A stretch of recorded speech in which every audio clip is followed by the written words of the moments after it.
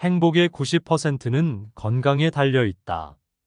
사람들이 질투의 감정에 사로잡히는 이유는 자신보다 나은 처지의 사람을 바라보기 때문이다. 그 사람이 자신보다 많은 재물을 가지고 있거나 다른 사람으로부터 더 많은 사랑을 받고 있다고 느낄 때 사람들은 대부분 자신의 비참함을 돌아보게 된다.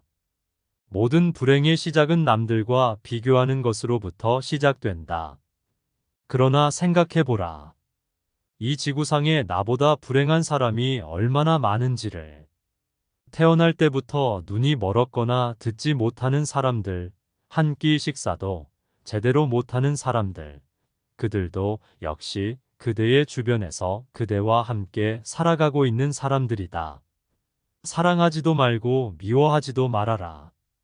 타인에게 비밀을 말하지도, 타인을 무시하지도, 타인의 의견에 반박하지도 말며 걱정을 말하지 않는다면 더 나은 인생이 될 것이니 분명하다고 생각한다. 그렇지만 이런 명언을 지키며 살아야 하는 세상에서 산다는 것은 어처구니가 없을 정도로 슬픈 일이다. 사람은 혼자 있을 때에만 진정한 자신이 될 수 있다. 우리의 슬픔은 대부분 다른 사람들과의 관계에서 비롯된다. 우리가 지금까지 살아오면서 그토록 탐닉했던 사람과 우정과 성공과 명예와 권력이 허망하지 않다고 감히 말할 수 있는 사람이 어디 있는가? 이 욕심을 끊고 탐내지 않는 사람만이 삶을 극복하는 참된 승리자가 될 수 있다. 따라서 가장 현명한 방법은 쾌락과 부귀영화와 명예나 권력과 출세 등에 대한 욕구를 버리는 길밖에 없다. 모든 불행이 거기서부터 비롯되고 싹트기 때문이다. 무슨 일이나 과욕은 곧 독이다. 자신이 설계하는 큰 목표를 다 이루는 사람은 극히 드물고 대부분은 실패하고 실현이 불가능한 경우가 더 많다.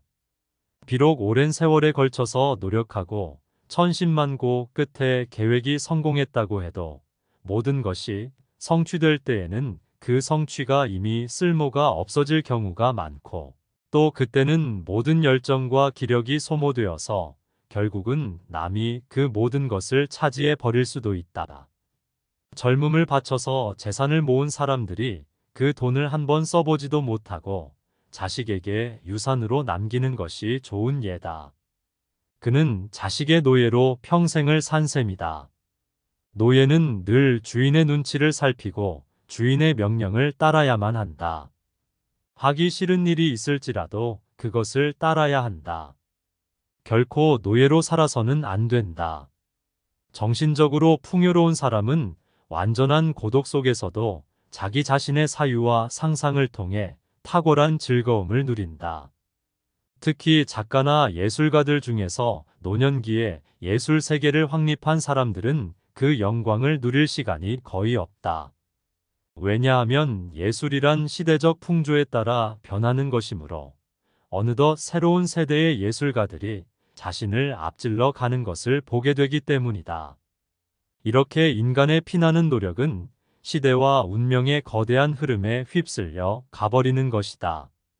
어찌하여 끊임없는 계획을 세워 연약한 마음에 짐을 만드는 것이냐. 젊음의 입구에서 바라보면 인생은 매우 길게 보이지만 노년의 출구에서 바라보면 인생처럼 짧고 허망한 것도 없다. 이것이 우리가 삶에서 겪는 심한 착각 가운데 하나이다. 이 착각에서 벗어나기 위해서는 선배들의 결론을 예의주시하고 받아들이는 수밖에 없다. 따라서 현명한 사람들은 이미 젊은 나이에 노년기의 지혜를 예견하고 운명의 가르침을 따르지만 그렇지 않은 사람은 허망한 삶을 다 보낸 후에야 선각자의 말을 깨닫고 가슴을 친다. 일단 일을 시작하고 최선을 다한 후에 실패를 하면 그 다음은 깨끗이 잊어야 한다. 갖지 못한 괴로움보다는 상실의 괴로움을 배워라. 모든 불행과 괴로움에 관해 위안을 얻기 위해서는 자기보다 더 비참한 사람을 보면 된다.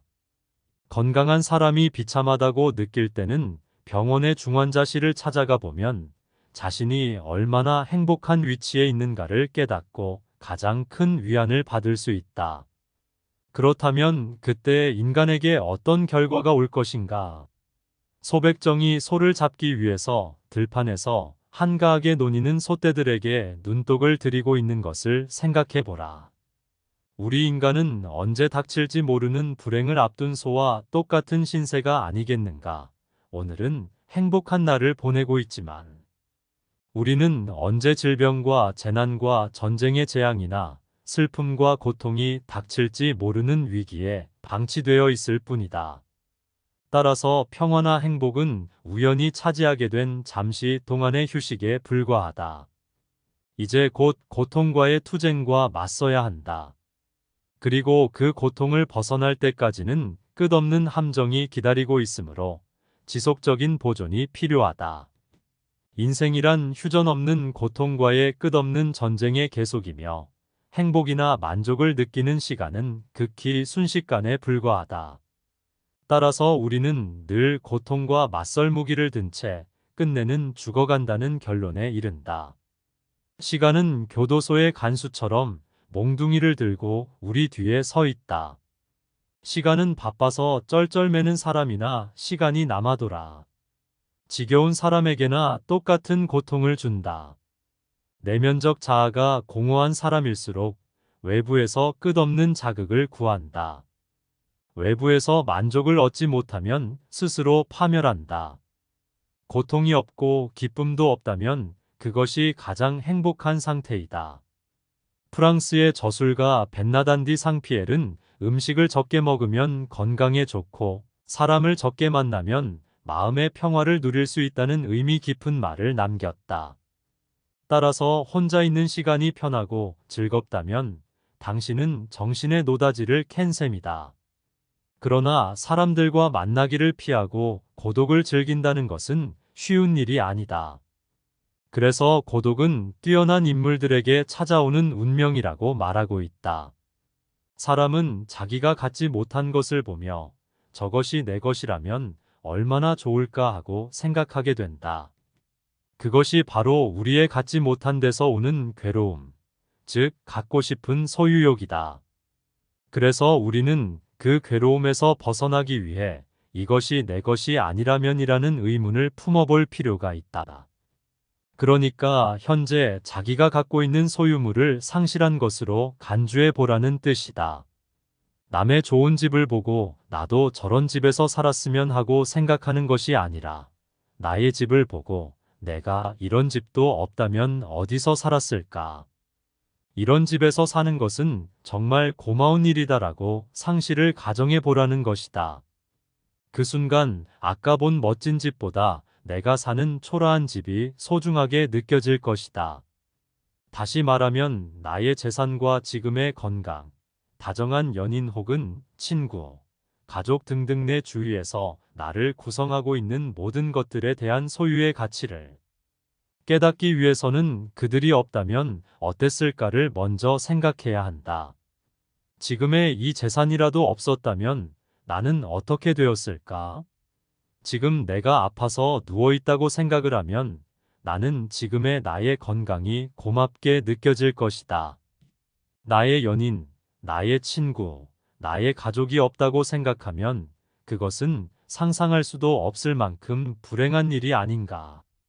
그래야만 재산을 낭비하지 않으며 내 건강을 더욱 돌보게 되고 나의 연인과 친구를 더욱 잘 대해줄 수가 있으며 그들에 대한 노여움을 미리 막을 수 있다. 인생이란 휴전 없는 끝없는 전쟁이다.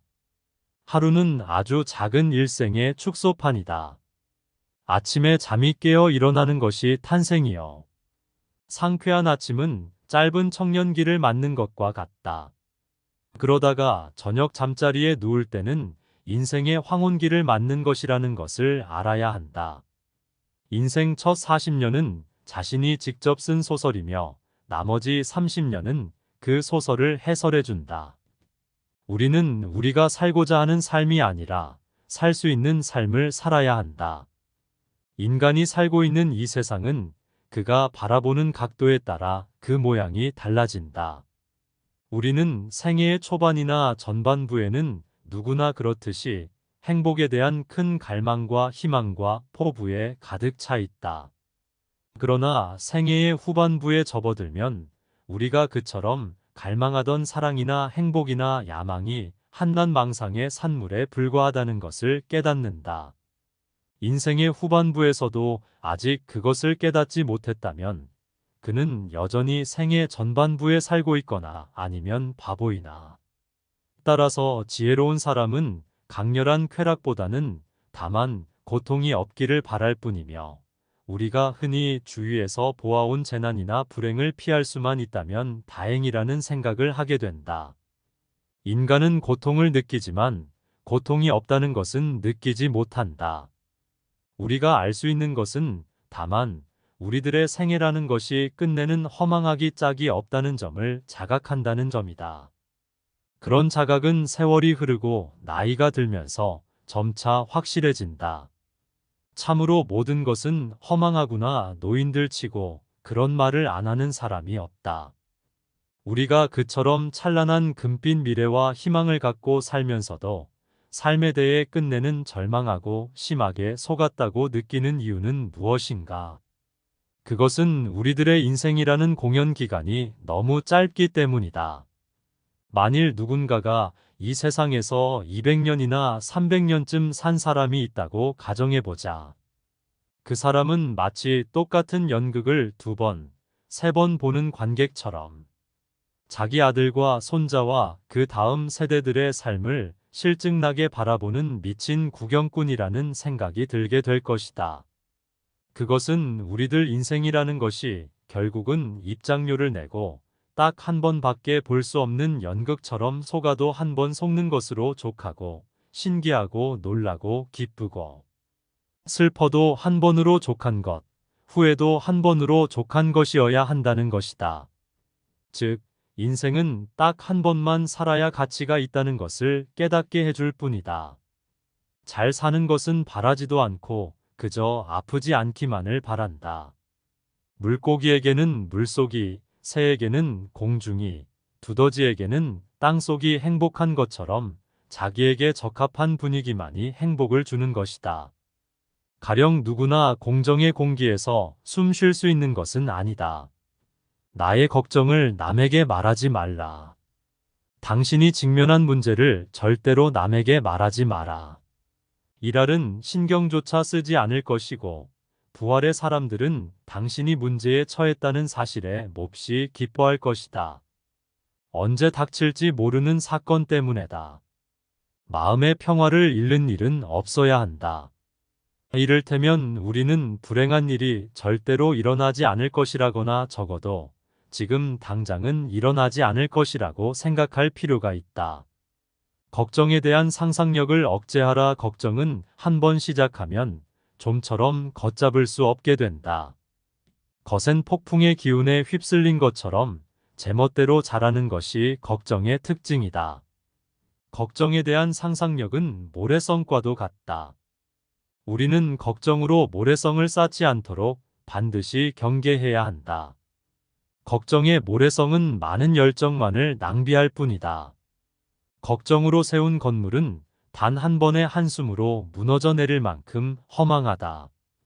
그러나 무엇보다도 주의해야 하는 것은 불행을 상상하면서 걱정하는 일이다. 바로 눈앞에 불행이 닥치기 전에는 미리 걱정하지 않는 것. 그것이 지혜로운 자의 행동이다. 인간은 누구나 홀로 있지 않을 수 없다. 결국 인간의 행복은 얼마나 홀로 잘 견딜 수 있는가에 달려 있다. 행복과 세상의 본질은 무엇일까? 인간 세상 어디를 살펴보더라도 그렇게 대단한 것을 얻기는 어려운 일이다. 세상에는 고난과 고통이 넘쳐 흐르고 있고 인생은 고통인 것이다. 이러한 상황에서 우리를 직간접적으로 행복하게 해주는 것은 다름 아닌 내 자신의 마음이다. 마음의 명랑함이 무엇보다 중요하다. 인간을 불안하게 만드는 것은 대상이 아닌 대상에 대한 의견이다. 행복이란 외부 어디에도 없고 자기 자신이 그렇게 느끼기에 행복한 것이다. 행복하게 살아간다는 것은 불행하지 않게 견디며 살아가는 것이다. 행복은 쾌활함의 정도에 비례해서 커지고 쾌활함은 육체와 정신적인 건강에 좌우된다. 건강한 거지가 병든 왕자보다 더 행복하다.